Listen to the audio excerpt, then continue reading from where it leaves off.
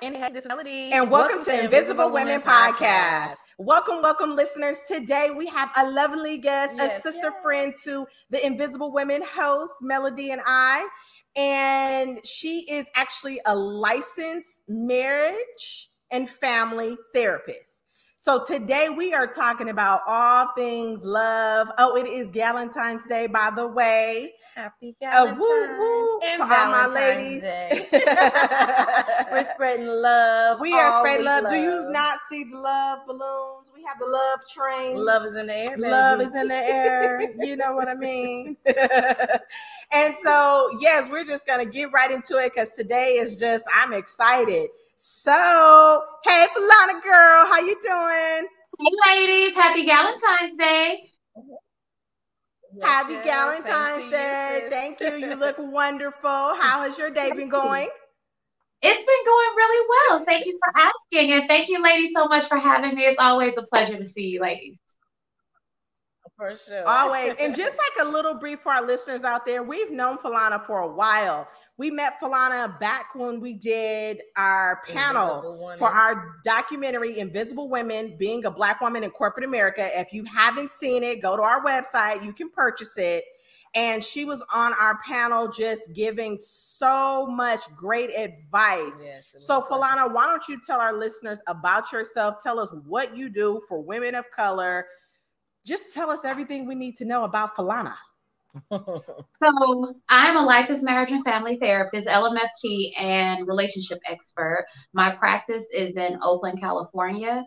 And the name of my practice is Randall Obsidian Psychotherapy Services. And I really enjoyed doing the panel with you ladies. And actually, it's so funny that you brought up the podcast because I was actually talking to my group last week about the podcast, and I brought it up again like this past week about the podcast. Nice. The documentary. The documentary. Okay, always showing us love. We appreciate you. Put a plug in. Well, that is wonderful. So since it is Galentine's Day, we are doing our thing. We all have our Black Girl Magic wine. So, Fellana, did you get your special bag? Oh, yes, I did. Have a cheers and let's pour it up. Okay, hey, we got the same one.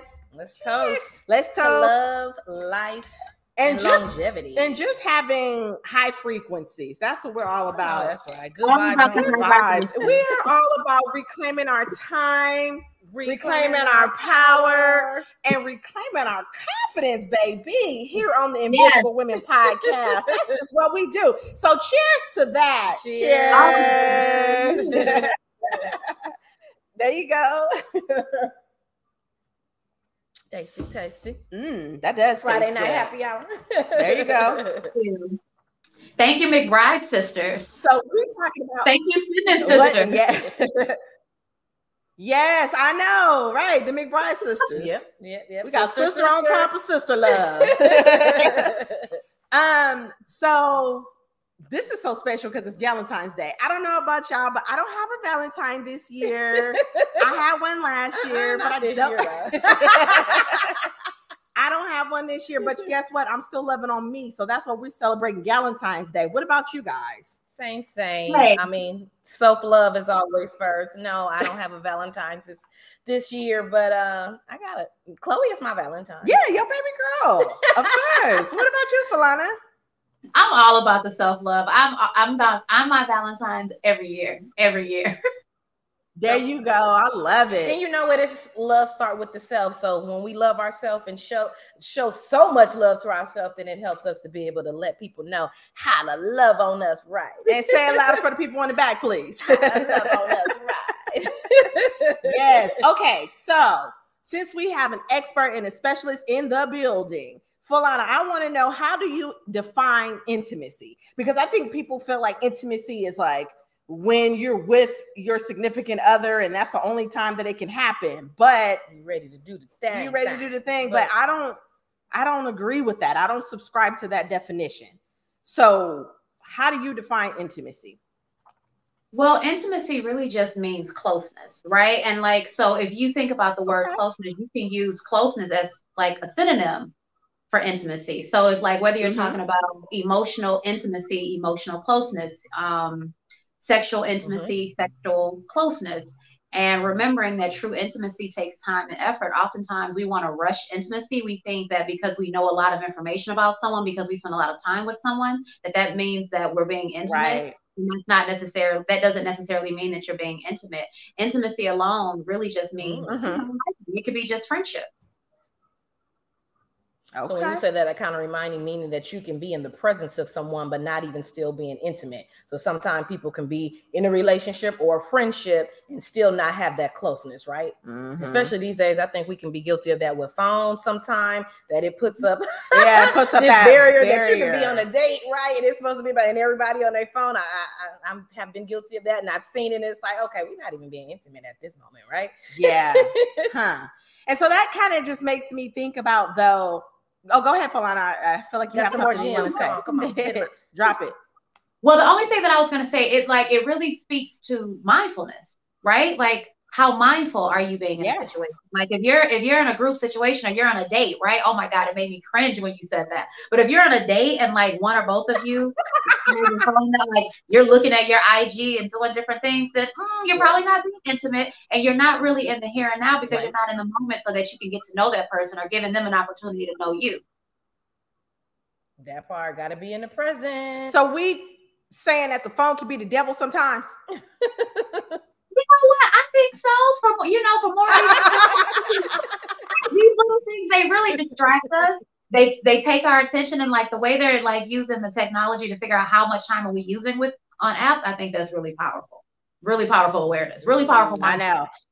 Get ye behind me, huh? But it's funny because I know whenever I'm like in a relationship, or even if I'm just friends with someone and we're just like hanging out, I make it a point to, can you please put your phone down? Like, I want full attention on me, because I don't have a lot of time on my hands, and probably that person doesn't have a lot of time either. So I think when we're together, let's make the best of it. Otherwise, I could be at home on my couch. Well, not just me, right? We got to be full attention back. So yeah. Just about. It's no I and we. That is so true. That is so true. But yeah. Okay. So how do you feel about online dating? You know what is interesting, because it's like, I won't say, I think there are benefits, there are advantages, and there are disadvantages, right? So I think the advantage of online dating is that you get to cast a really wide net to meet people.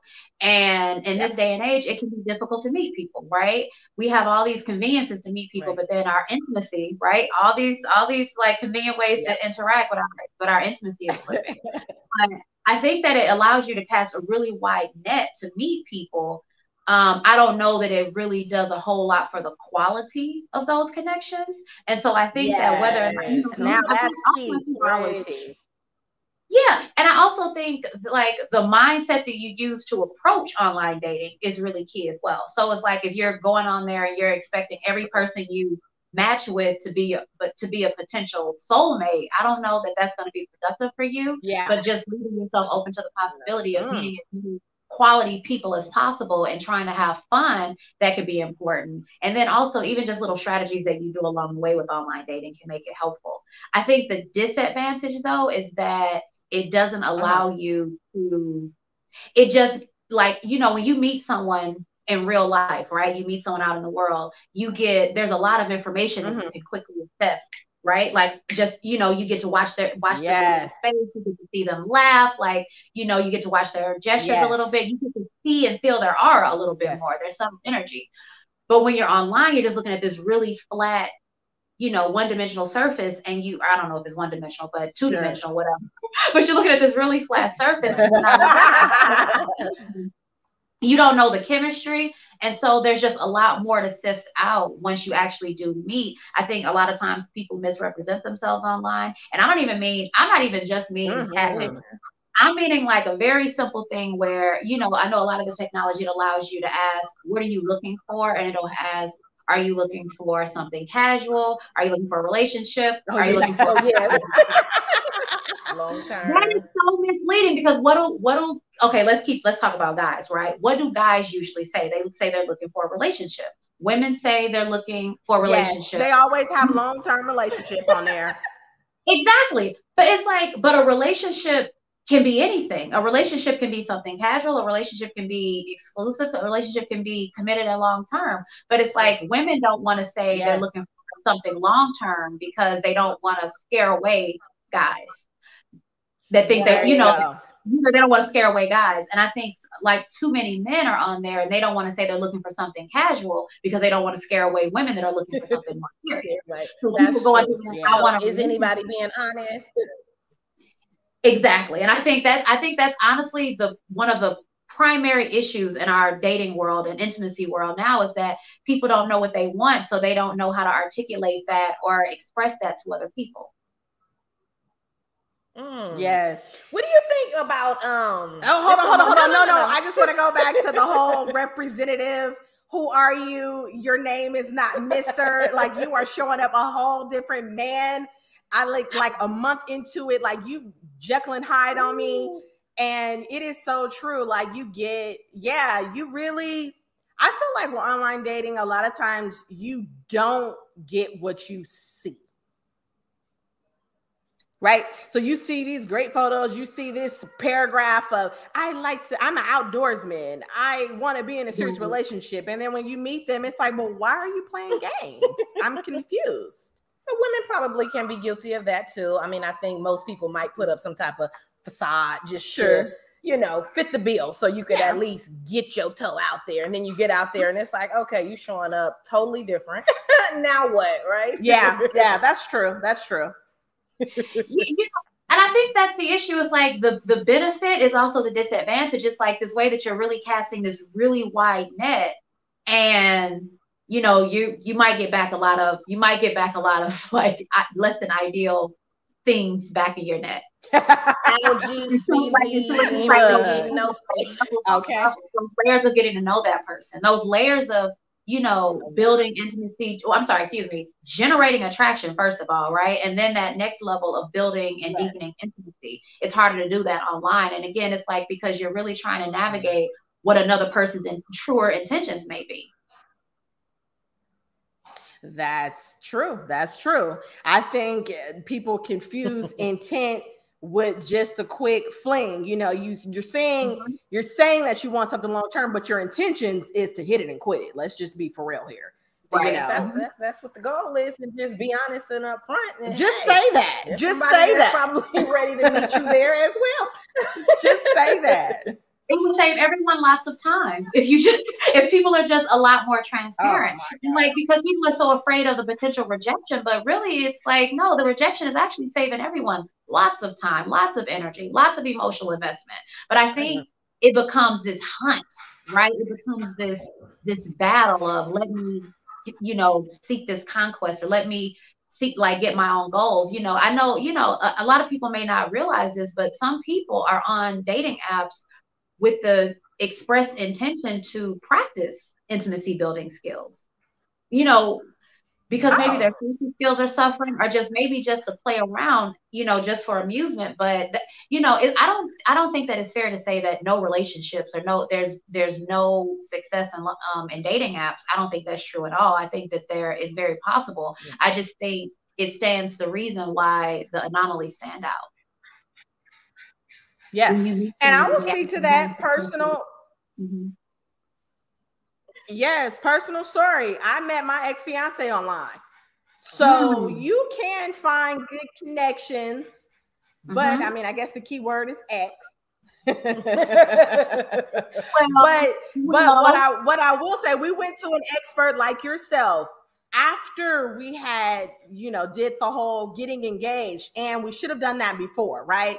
So we did premarital counseling after the fact, but we should have done that early on because we would have been able to identify right away how are we not in sync, basically. How many things do we not have in common more than what we do? And so, I mean, what's your thoughts on that premarital counseling and all that good stuff? Would that be just considered the same as equally yoked as some people? Oh, definitely. That's word? Exactly. Like, no, Melody, I think that's spot on. It's like, you know, premarital counseling is really, okay, so first of all, it's actually a really excellent thing to do. So go to both of you for actually making that stuff. A lot of people don't understand the value in having premarital counseling, but there's lots of research that supports the long-term satisfaction, just long-term benefits to a couple that actually does premarital counseling. I don't know that premarital counseling prior to the engagement, you know, is going to be more successful. I think if anything, the gift, you know, be gentle with yourself, right? But I think the gift was that you both were smitten, obviously, you know, really feeling the vibe and really feeling each other. I think the role of the counselor actually helped you both better understand some blind spots that you both obviously had about each other. 100%, 100%. But you wouldn't have known that had you not done the premarital counseling, right? Like you would have had the engagement, you would have had the ceremony, you would have had the marriage, and then as time went on, these other deeper issues would have revealed itself more slowly. Yes, I agree with you 100%. I mean, right, because how can you do premarital counseling before you know you're going to marry somebody? So by then somebody going to be a runaway bride or groom, right? I mean, I guess it's not astrophysics. I apologize for that statement in question. Give yourself a break, She's going to get premarital before I even know if I even want to, because I'm big on time, right? It's like macro and microeconomics. The number one thing that you can never get back is time. It's just valuable. And that's true story, very true story. Yeah. So I don't know. Is it healthy to remain friends with an ex? I don't know that it means that it's healthy or unhealthy. I think whether or not it's healthy really depends on the quality of the intimacy in the romantic connection, right? So I think that being friends with an ex, if anything, it shows a permissive boundary. Right? Like it's a permissive boundary. Okay. I don't know that it's an unhealthy boundary unless there were actual unhealthy things happening within the romantic dynamic prior to transitioning into platonic intimacy. Okay. Makes sense. Makes good sense. Yeah. But if there were abusive dynamics, if there were more abuse, I'm sorry, I didn't mean to interrupt. No. Carry on. That was good. Finish your thought. Okay, I'm clearly having some connection issues right now, but I think that, you know, if you had a romantic relationship and you realized that maybe the passion wasn't there, maybe the spark wasn't there, maybe certain things about the long-term commitment just didn't gel for each of you, those things weren't aligned, then maybe you can say, you know what, I enjoyed this connection, but let's shift into platonic intimacy. Obviously, take a break, you know, have a no contact period so you can just sort of recharge the batteries, get back to neutral, have some time to grieve, give yourself time to do a relationship inventory that's not saturated in blame. And then, okay, now let's re-engage in a friendship. Sure. But if there were abusive dynamics, like unhealthy dynamics, like issues related to control, you know, hypercriticism, devaluation, anything like that, then no, that person probably doesn't deserve to have access to you, even as a friend at that point. Oh, that's right. Ooh. Access denied. Man, that is a good one. I definitely agree. I think somebody need to hear that word. Access denied. Access denied, but everybody don't deserve access to you. I don't care if you were an ex or not, because sometimes I find when you try to remain friends with an ex, they want to pull you down. It's like, it's almost like they're upset that you're not with them anymore. And they see you flourishing on your own and they want to be a part of that. You know what is interesting? Something that I've just observed, I've observed this in my personal world, I've observed this in my professional world, is that I think men, especially exes, they tend to want access to you. Or let me rephrase that. What it tends to look like, right? The way it tends to manifest is that it appears that they want to know that they can have access to you, whether or not they actually really want the access, right? They want to know that, oh, if I'm thinking about her and I want to reach out to her, that, oh, okay, you know, like, you know, it's all good. I can reach out to her. I can connect with her. I can have access to her energy when I feel it. but they may or may not actually really want the access. Maybe they have a partner, maybe they're dating someone, maybe they're married, maybe they're still too really involved in their work. But, whatever it was that made the situation not quite work, but sometimes it's just a matter of just wanting to know that they can have access. I think the other thing with exes is that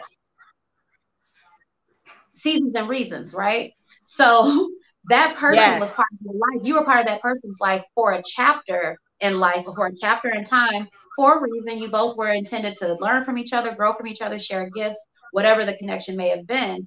But when you sort of re-engage at a different place in time, neither of you are likely in those places anymore, at least maybe not hopefully. But I think if the connection still feels good, then maybe you can see about platonic intimacy, re-engaging in romantic intimacy going forward. But, you never know until you try. You never know until you fill out the energy. But if you know that person was dust yourself off. Exactly. But if you know that person wasn't but if you know that person was specifically unhealthy for you for whatever combinations of reasons before, then they're likely not going to be a healthy addition back to your life at this, at a different time. Right. Friend or whatever label you guys are putting on it. Absolutely. I was reading something one day, they were saying that one thing we have to understand is that people love from a different perspective. Like some people love based on survival. What's the other one? It was like some people love based on survival, some people love based on what do you know? Have you heard that one? I can't even think. I read a good article, but so sometimes that can be the imbalance in some relationships. It's like depending on what is your view of love. But I think it's safe to say at different times in your life, you have different needs, right? So when you were probably in your 20s, you probably wanted somebody that was extra fly. I mean, I still want somebody that's extra fly, don't get me wrong. But you wanted someone that was extra fly, the smooth guy, the guy that everybody wanted. And then, a lot of other small things, they're small, but they mean so much. You didn't think about his point of view on religion, or you didn't think about his education, or better yet, I have a good one, credit score. Ooh. Because I remember I was like 27 and it was access denied. Access denied. I had a coworker and we were like, the boss, he enjoyed us. He was like the VP of finance. And I remember we were eating lunch in the cafeteria and he just came and sat down and we were like chatting about dating issues or whatever. I think it was actually approaching Galentine's Day, which is so funny. But he said to us, let me ask you a question. Do you guys ask the men that you meet what is their credit score? And at that time, at 27, I remember vividly saying verbatim, no. Now, fast forward 12 years later, yes, I would like to know your credit score because that's going to have a lot to ride on how we're going to build and grow together. Well, I think it depends. If you're looking to build something with this person, like you said, but if you're just looking for a casual fling, I don't know if their credit score really matter. I mean, 9 out of 10, you might, I don't know, going Dutch on the day. I don't know. These days dating can be very different than back in the day where it was like, you ask me out, you paying. These days, I don't know, too many of us powerful, ambitious women, and they feel like you could afford it, but I'm still old school. Pay for me first. That's such an interesting point. I feel like you bring up like the top. I don't know. I feel like you were just kind of flirting with it a little bit, but you just sort of hinted at like such an interesting topic of our time right now. It's like the intersection of feminism and chivalry, right? Right. Yes. Yeah, because I feel like I'm a powerful, ambitious woman, but sometimes people feel like but I'm still feminine, right? I still want to be, chivalry, right? I still want to be, what's the word I always use? I can't even think of it now. You want to be, I don't want to say chose, but no, you want to be wooed. Yeah. Wooed, to the buildup. And some people feel like, well, you could do it. You got it all. I mean, what do you need? Well, you still want that, But then that brings me to the point too, though. I know for a lot of us, we're powerful, strong women, ambitious women, but are we strong by default? Because if we had someone there picking up and showing us that I can do this, lead correctly, would we fall back? And will we still be hollering the same thing? I would. Okay, that's you. I mean, well, right. Yeah, I mean, that's a really important point, because it's like the reality is that women want, you say wooed, I'll use a slightly different word, but it's still that same thing. It's like women want to be pursued in ways that still make them feel special. That's it. I couldn't think. You said it. Pursued. There you go. You want to Thank be you, sis. wooed. You want to be pursued. You want to feel special. You want to feel beautiful, right? Like that is just a deeply ingrained thing, and it's just a deeply ingrained issue with feminism, right? Feminine energy is magnetic. It attracts. It pulls. Yes. Versus if you think about masculine energy, right? Part of the reason why women, modern women specifically, why we have so much conditioned masculine energy, like that like action, that force, like accomplishment, success, like, just penetrating energy. Part of the reason is because at some point, whether it was earlier in life, whether it was throughout life, whether it was just the combination of that and singlehood, we learned that environments or certain entities weren't always reliable. So we had to rely on ourselves. Yes. We had to, okay, if we're going to make this happen, we had to be the provider, the protector, and then like figure out ways to channel feminine energy. Because men, I heard that up real nice. The girl of the hunt. Yes. That's what I was about to say. Toast to that. Toast. Raise your glass, Fellana. Toast to that, girl. That's the word we use. Hey. but you know what? The type of woman that I am, I like to remain super busy. So I like for someone to keep, I guess, clawing after me. I wouldn't say I play games, but you I'm like busy. To play hard to get. I'm busy. Oh, I didn't see your text. My bad. My bad. I didn't mean to do that. So, Monica, is that real though, or is that like? Or is that, I'm sorry, excuse me. I'm like, is that game playing? I'm trying to use a different word. Is that like being sort of a little trickster, or is that you're busy because you're actually busy? Yes, it's definitely been a trickster, because if it was up to me, like if I can lay it down, and this is really how that engagement happened. We had a meeting of the minds. Okay. I remember I was about to turn 34, and I remember clear as day saying that I wanted to be engaged by the time I was 34. And he was like, oh, you do? He was like, legit, like I would marry you. And that's the conversation that we had. It was very pragmatic. Like, it was like, okay, let's go down. Let's get the ring you want. I chose my ring. It wasn't all that. Let me prepare for a proposal. It was very much like, I just said what I wanted. And he was, I guess, picking up what I was dropping. And that's how that happened. And I was like, okay, cool. So to say that I'm being a little bit of a trickster, okay, I might be a little bit guilty. That's that Gemini coming out. But it's also keeping people on their toes too. Yeah. Right? Yeah. I think, so I think that there are ways that we can engage with singlehood or dating and mating, whatever these little things are, right? And we can think about it being tactical. Yeah. We can think about it being strategic, right? Tactical is more about like instant gratification, whatever that looks like for instant gratification. And strategic is like, no, I'm thinking about the longer term. I'm thinking about these other things. Part of masculine energy is thinking, right? Like if you're in your feminine energy and you're thinking, if you're in your feminine energy and you're working to like plan and strategize, oh, let's go pick the ring. Oh, like, like by this date, I want to so and so, and you're actually sharing that with him. It's not to say that you're sharing that with him is a bad thing. It's just to say that it's imposing a sort of penetrating force towards another penetrating force. And what happens when two of the same same forces come together, they repel each other.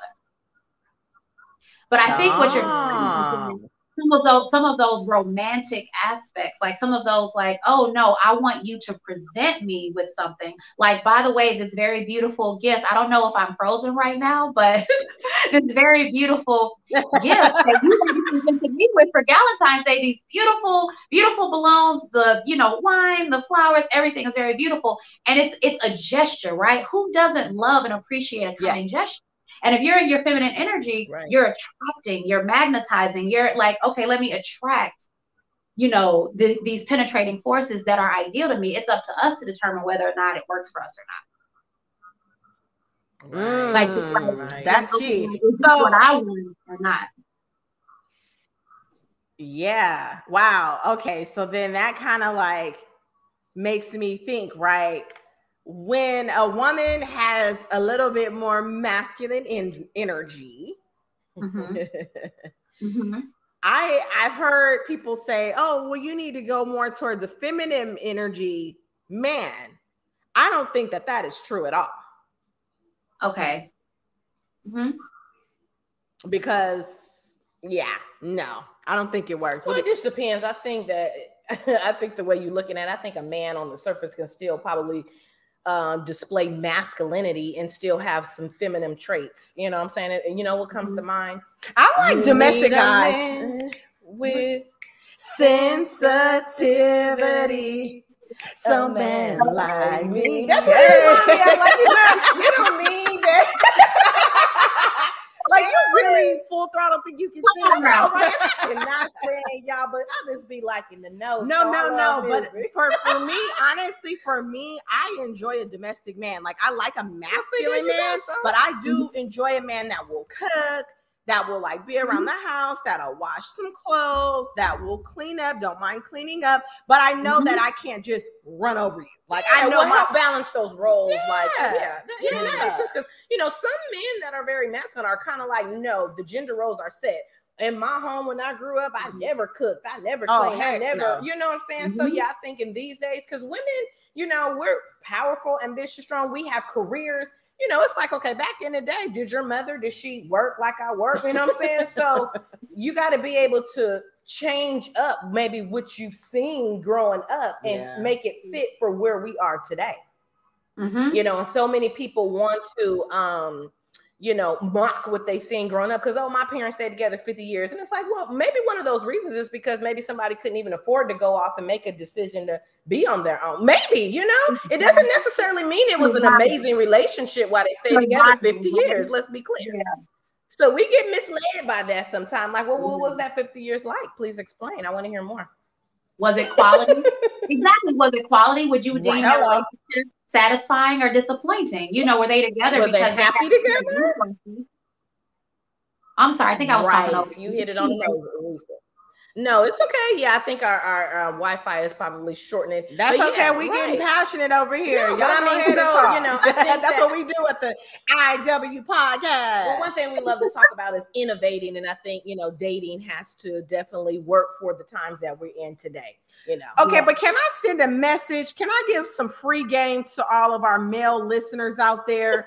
Just because you have an ambitious woman, that's a strong woman, that's a go-getter, that might be doing her entrepreneurial thing, but might still be clocking that 9 to 5 until she gets that check in hand to take everybody where they need to go. Okay. Please know, when they come home, they don't want to run it. They want to sit back. They want to sit back on the couch. Okay, you would like to go here? That's fine. Okay. So you know what? That leads me to a question that I have to ask. Why does it seem harder for powerful and ambitious women to find love? Fellana, tell us, girl. Give us some gems. What you think about that?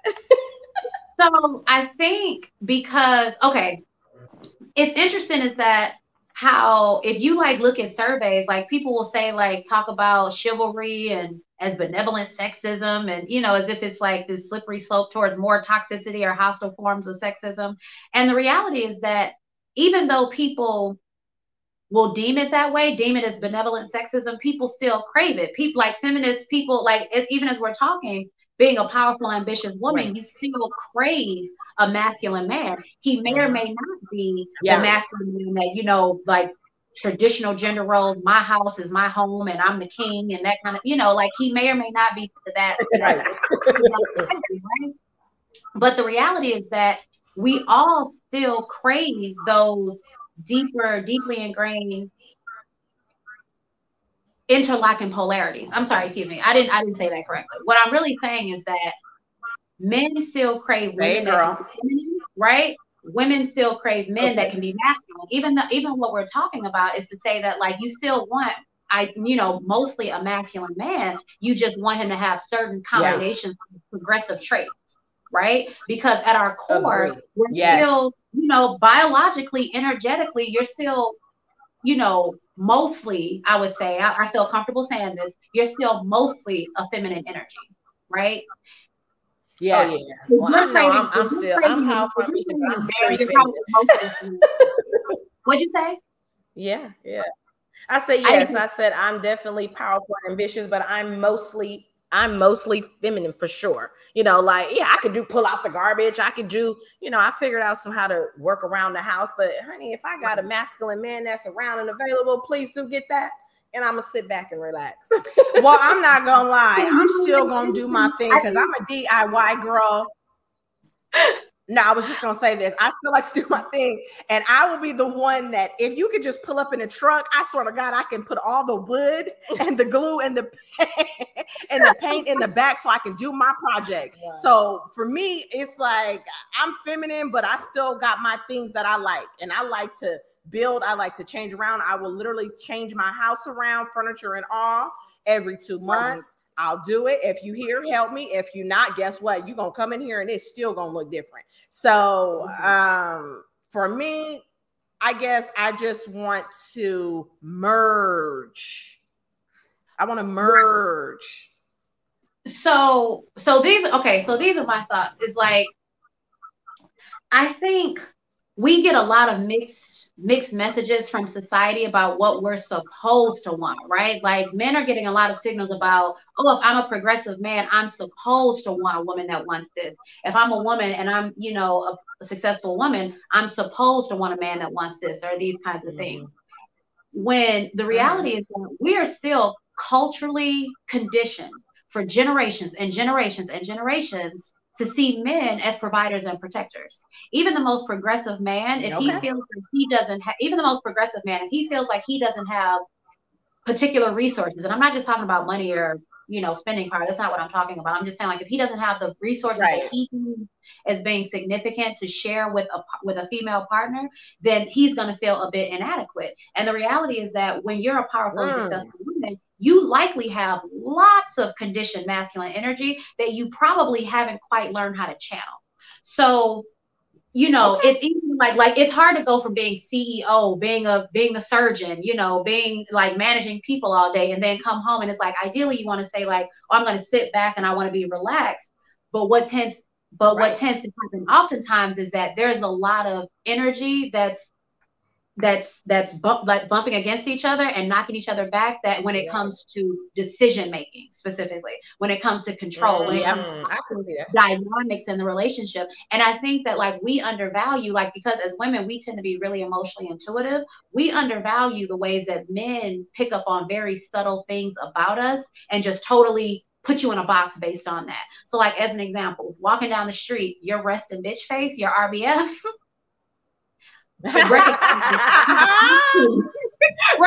not realizing how specifically off-putting that is when you are a single woman on the hunt and you're wanting to attract a partner. Something as subtle as walking fast down the street. A woman that's a fast walker, and usually, you're walking, you're on your device, you're late, trying to get to some meeting, trying to do something important. But what it is like, it looks off-putting to a man because it makes you look unapproachable. It makes you look like, it makes you look unwelcoming, but it also shows a tremendous amount of penetrating energy. And, I've been guilty of this also. And this is like a really, I'll just give this example.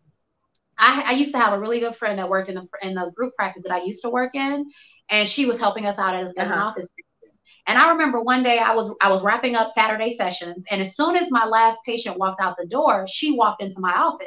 And, I'm in therapist mode, and I haven't quite shifted into completely receptive friend mode. So she's telling me about a date, and I'm listening to like the safety concerns and what she's saying. And I'm thinking, not safety. She's obviously sitting here. She's obviously safe. She's obviously gone through her work day, but I'm listening as a therapist and like sort of like this crisis, this crisis ear to penetrate her when she really just wants me to be excited for her, to be, you know, as bubbly and giggly as she felt. And it was hard for me to do it. And I remember as soon as I said it, I was like, but, and then as soon as I let the rest of the sentence come out, and she got up and walked out of my office. And I let her, because I realized that I was feeling, I was being too penetrating, and that wasn't what was needed in that moment. And I think sometimes as women, and I'm not trying to, and this is 1000% not women stay in your place. That's not what I'm saying. But I'm saying that there are certain situations where as powerful, ambitious women, we don't recognize when that type of energy isn't needed. If you're managing people all day, if you're, you know, giving suggestions, giving feedback, that sometimes that's not the energy that's needed. And I think so. Okay, I said all that. A very long-winded way of saying that there are certain mannerisms. There are certain, even just by definition, a powerful and successful woman. We're looking for a partner to partner, right? When most men, and I don't usually throw around these kind of words, but most men, I'm gonna say, even if they can't articulate this, even if they don't have conscious awareness of this, they're still, because of cultural conditioning, looking for a wife. And I don't mean that in specific, I don't mean that in specific traditional gender norms to its entirety. I'm just saying that there's a way that they're looking for a person that's going to partner with them in those kinds of ways. That's going to, you know, think about a powerful, successful man, or even like, okay, I'm getting all over the place because I think this topic, this question gets me really riled up. No, girl, you talking. Go ahead. And it can be really controversial, but I think because it can really easily get into these gender wars and all these kinds of things that like really are off-putting to me.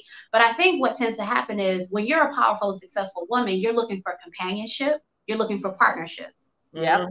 Men are culturally conditioned to see themselves as providers and protectors. So by definition, what you're needing may or may not actually even be what he can fully offer. And it's not really what society is telling him. Amen. When he's, as a man, believing that he's supposed to be offering a female partner.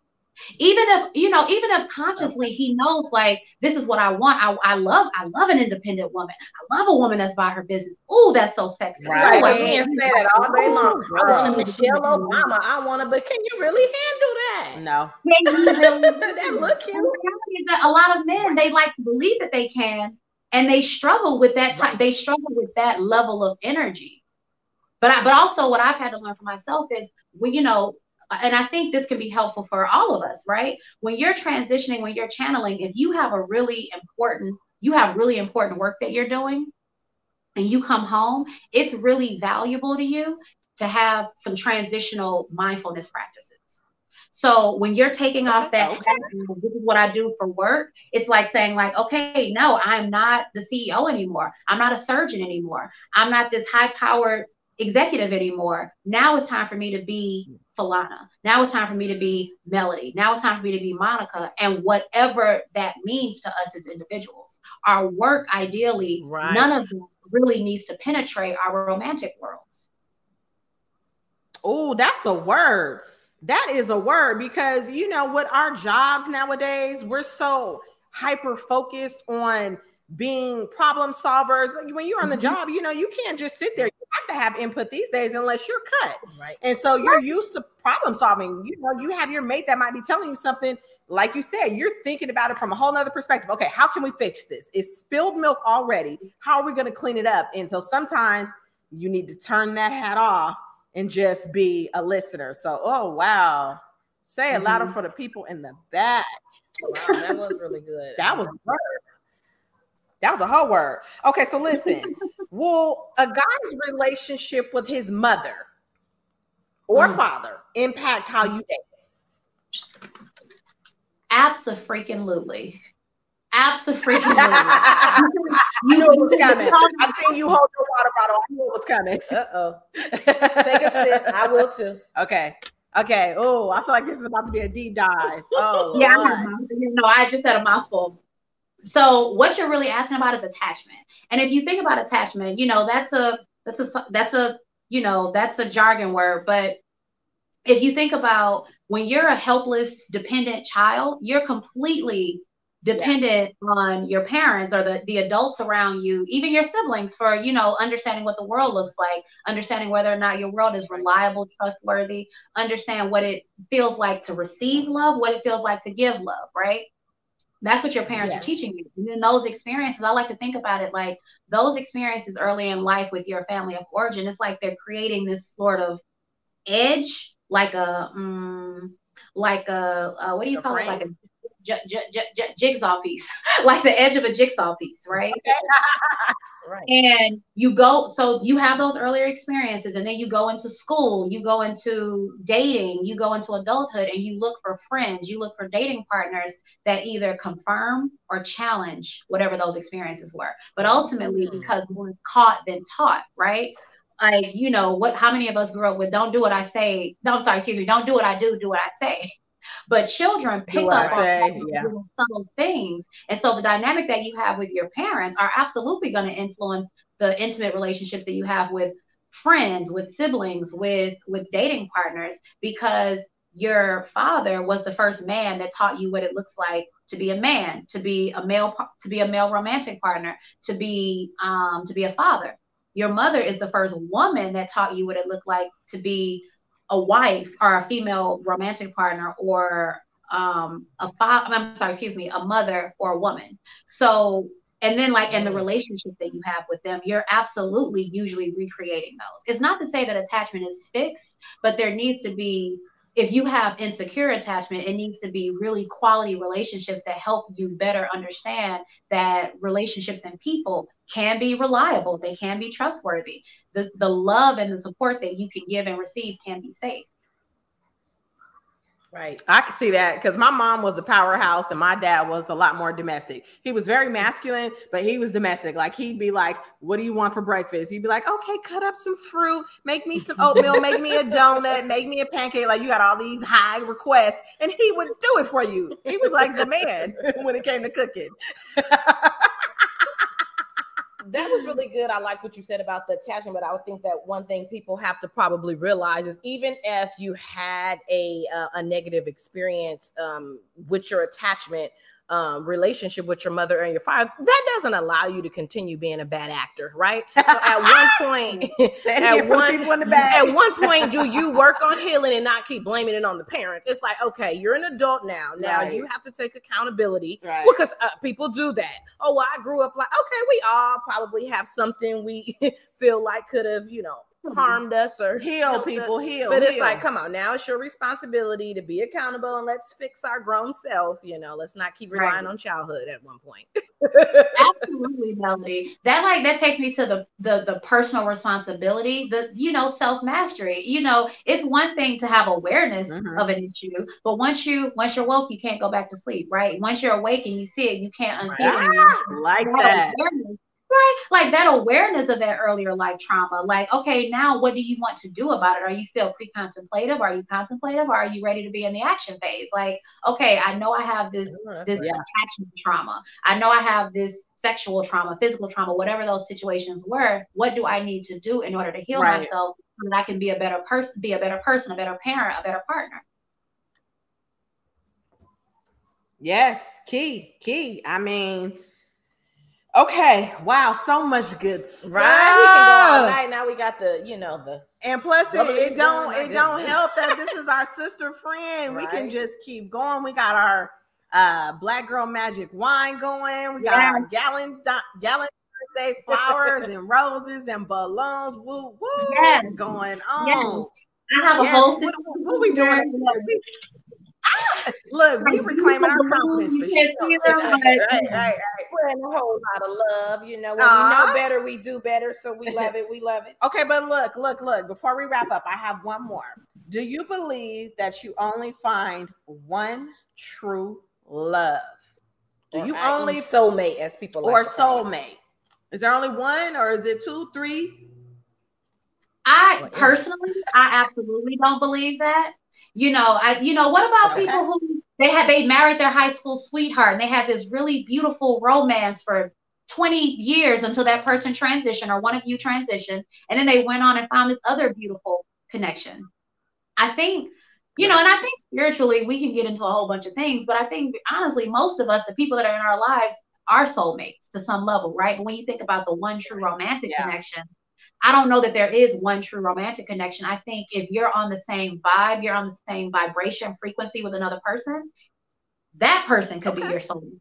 Given the time, given the time and season. Only I'm trying to reach my highest frequency, baby. Let's do it. Vibrate higher. Shimmy down now.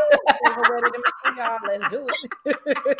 Let's do it. Right, but what do you think? Oh my God. Wait, do you think that you can have multiple soulmates? What do you think about that? Okay, I'm going first. No, Lord, I'm going first. So I do think that you can have multiple soulmates. Yes, I do. Okay. I do believe that, number one, a soulmate doesn't have to just be the opposite sex. I believe that your good friend, best friends, coworkers, sometimes they can be soulmates because they just get you. They understand you. They know where you're coming from. Like, you don't even have to speak, and they can just see your facial gesture and just know all what you're thinking about, all what your reaction is about to be. So I definitely think that you can have more than one soulmate. Plus, for me, I'm just like, I don't think that one person can give you everything. It's just nearly impossible. Like, even for myself, like, I consider myself to be, what is that called? A Jackie of all trades. But I know that I can't give somebody every little thing that they need. Like, I could probably give you 98% of everything, but what do you do with that extra 2%?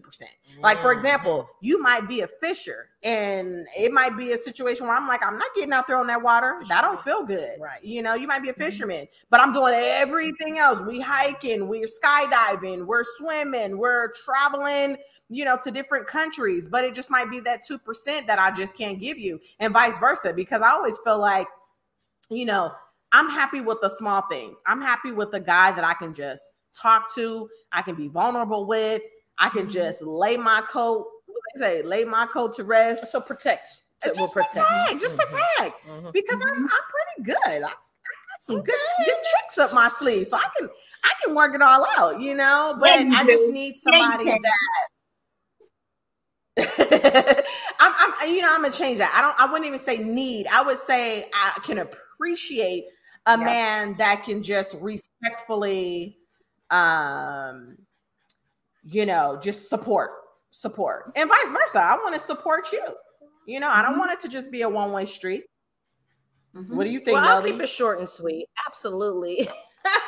I agree that you can have multiple soulmates. Like Monica said, I think that you can, your friends can be your soulmate. Doesn't necessarily have to be same sex. Opposite sex. Take that back. Okay, that's the black girl magic kicking in. Let me clarify. Time to wrap it up. We're going to end in just a second. Time to wrap it up. And also, I feel like you can meet your soulmate, just a stranger. I've had just a random person, and we connected and just aligned. And this could be male or female. And it was like, wow, we were really vibing. The conversation was good. You would have thought we've known each other forever. And I've had those type of encounters before in my lifetime. So yes, I do believe that. And you know what? Soulmates don't always mean they're here to stay, right? Like you said, it might just be a season, might just be a quick passing, and you keep it moving. Right. And it's like, nice to meet you. See you next lifetime. Wow. No, I totally agree with that. Wow. And that's what I think that a lot of the people that we engage with in our lives usually are soulmates. They usually are some sort of soul connection. But the romantic love, that just takes it into a different element, because there's different things that are being required. And I was thinking about something that Monica said when you said, like, I can give you 98%, but I can't give you the whole 100%. Honestly, nor are you supposed to be, nor are they supposed to be. Like, I think that's another issue with like modern relationships, is that we expect our partners to fill all of our love buckets, and we want to fill all of their love buckets, when really we need a number of people to fill different love buckets, and that actually makes for a richer romantic life and a richer life in general. Oh my God, I so agree with that, because for me, I like somebody, because I'm really close with my family, obviously, my sisters. We were close with our parents. And we were very close with our parents. We were just a very close, fun family, fun-loving family. So for me, I do like to break away sometimes. It's like, I just want to go hang out with my family, just like me. And I'll see you when I get back. And I think that that's very healthy, because I want for you to have your circle that you go to without me. And it's like, I'll see you when when I get back. And so when we see each other, it's like that missing, that yearning. I'm so happy to see you. Yes. What's up with you? How you doing? Yes. You know? Yes. We don't give our trust, boundaries, and respect anymore. Right. Everybody not clingy. Yeah. No, I am totally not a clingy person. My heart go fonder. Is that how I say it? Yeah, I'm saying like on a societal level. I'm saying like just on a societal level, like with technology and like, you know, like we don't give ourselves permission to just miss that person anymore because we've been looking at their stories all day, and watching what they're posting, we've been texting all day. You know, it's like it's these ways that like, you know, the distance. Okay, let's actually have something to talk about at the dinner table tonight when we see each other. Oh my God. And it's borderline invasive. Like, you know, sometimes it's invasive. Sometimes my sisters get on me. They're like, you need to put your personal social media back up. Because I've been personally off of social media, like all social media sites for like going on 4 years. And I feel good about that. Of course, we have our business social media handles, but I feel good. Like when I'm dating somebody, no need to track me, no need to look at pictures, no need to look at a story, and don't worry about it. I'll see you. I'll tell you all about it. Like you said, let's savor something for when we actually face to face. Living back. And I love it. And see, that's what we do here on the Visible Women Podcast. We reclaim what? Our time. We reclaim our power. And we reclaim our confidence, baby. And I think you did that, Fellana. Yes, girl. You go, girl. So I'll be your hype woman. I'll be your hype woman. Like, yes. And see, it take a compliment to be a hype woman. So that's why we love you. I know that's right. Let's be hating on the sideline. Like, nah. Confidence. When you have confidence, you can boost anybody up to the ceiling. Yep. So, Fellana, can you please tell our listeners where they can find you before we go? Give them your social media, your website, please. So my website is my full name, www.fellanarandall.com. You can find me on Instagram at Fellana Randall _LMFT.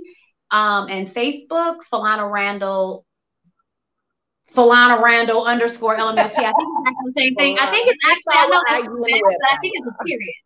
I'm pretty sure it's a period on Facebook. If I'm not mistaken, I think it might be a period. But whatever it is, if you type in my name, Fellana Randall, I'm actually currently doing the She Group. Again, another one of the gifts that came from our like when we did the panel for Visible. Yes, I love it. The self-healing and empowerment group for women. The self-healing and empowerment group for Black women. I'm doing it specifically focused on Black women right now. I'm also always it's Black Lives Empowered in Corporate America. It's a therapy program that I offer this, and usually through groups, but it can also be individual therapy to corporations to offer their Black employees. Yeah. And I'm in the very final stages of finishing my book, Becoming the Female Hunter. So I'm really excited to share that. Congratulations. We love it. Congratulations. We can't wait. Thank you. I've been working on this for quite a bit of time. So yes, thank you. I am so proud of you. I'm so happy for you. You got to have a book signing, and then you're going to come back and do a podcast, and we'll talk about the book. Yes. Oh, absolutely. Thank you. Oh, I'm looking forward to it. Yes, please. And thank you. I can't wait to share it with you. Yes. And if you didn't catch that, not only is Fellana a marriage and family and marriage counselor, she actually does therapy for Black women in corporate. So that's how we originally connected years ago, like I said, based on our documentary. So she kind of does it all. And you need to get into the groove and contact Miss Fellana Randall. Well, we love you, sister friend. We appreciate you. Yes. And I think our listeners, they have something sweet to listen to. Good seeing you, Fellana. We'll have to catch up. Happy Galentine's Day. Yes, I'm looking forward to seeing both of you very soon. Oh, definitely. You know that's coming. Done. Okay, take care. Bye. Have a good weekend. You too.